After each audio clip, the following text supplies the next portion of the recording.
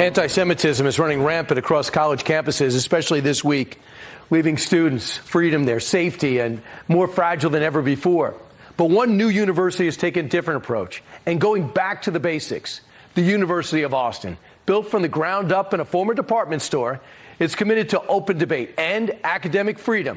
So, what happens when a school challenges the status quo and refuses to let ideology dictate the classroom?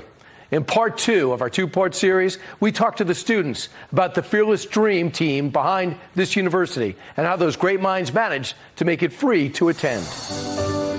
What attracted me is the opportunity to be on the ground floor of building a university that resisted any ideological invasion of the classroom.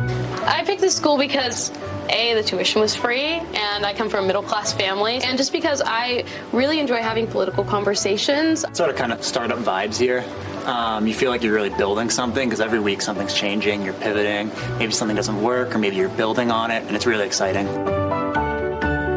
Over time, you saw students be less and less outspoken, and it was only kind of the far edges that were willing to take chances with their ideas. How'd that affect the faculty? It was harder to have these conversations because, just like the rest of our society, conversations were more polarized. Michael Shires ditched his tenured post at Pepperdine to join the University of Austin, risking it all to fight for academic freedom in an era of ideological conformity.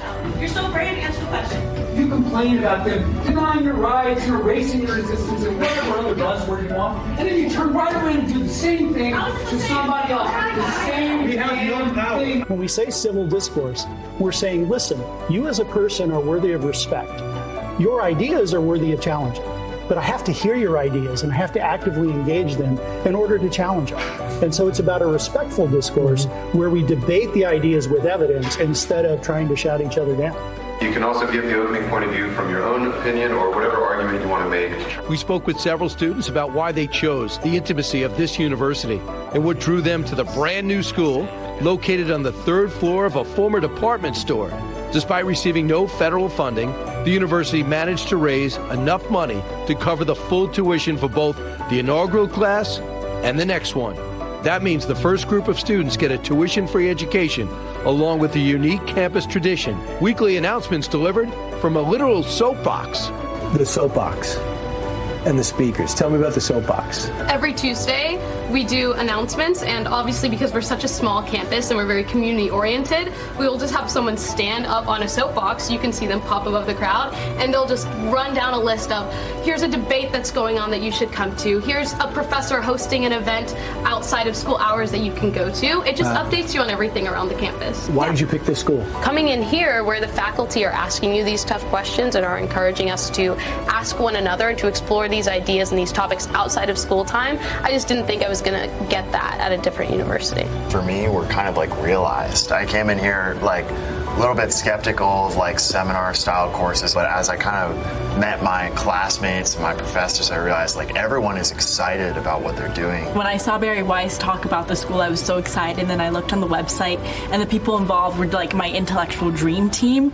So it was like a dream come true. Give me an idea, who's involved? Well, obviously Barry Weiss, Neil Ferguson, I saw like Richard Dawkins on the website, and then the fact that it combined a classical education and then pushing you to do something was what I've always dreamed of. I see you guys, nobody's in a desk.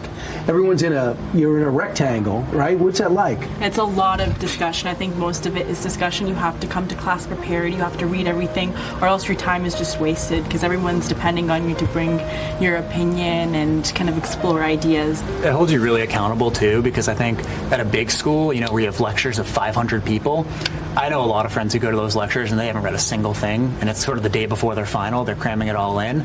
But here, you need it every single day, and when you have class sizes of about 15 people, I mean, you really can't get away with not reading. And what do some of your peers tell you is happening on their campuses? Have you talked to them now that you're in your second semester? Totally, yeah. Like they say they're in a room and they have an idea and they feel like they literally can't say it. And that's such a horrible feeling. And I know I felt that in high school. And being here is so different, and that it really does feel like any idea is not off limits. Jacob Howland, now provost and dean of intellectual foundations at the University of Austin, spent 32 years at the University of Tulsa, once a top 100 school. But as academia shifted, so did Tulsa, and not for the better. What did you make of it? What's the process of how it works? Gradually, I saw that there was this kind of ideological invasion. After Trump was elected in 2016, students received an email from the president saying, we know many of you are upset, we're offering counseling, But don't you think, Jake, it's also a problem that it's not just the University of Tulsa, it was the country. Something they say happened around 2000, that the intolerance of conservative thought or anything that wasn't left-wing was not tolerated. I think a lot of Americans might say, well, the faculty are the problem, but really there's another problem, which is the administrators. For example, at Tulsa, both our president and our provost, neither of them had a PhD. They were sort of professional managerial types.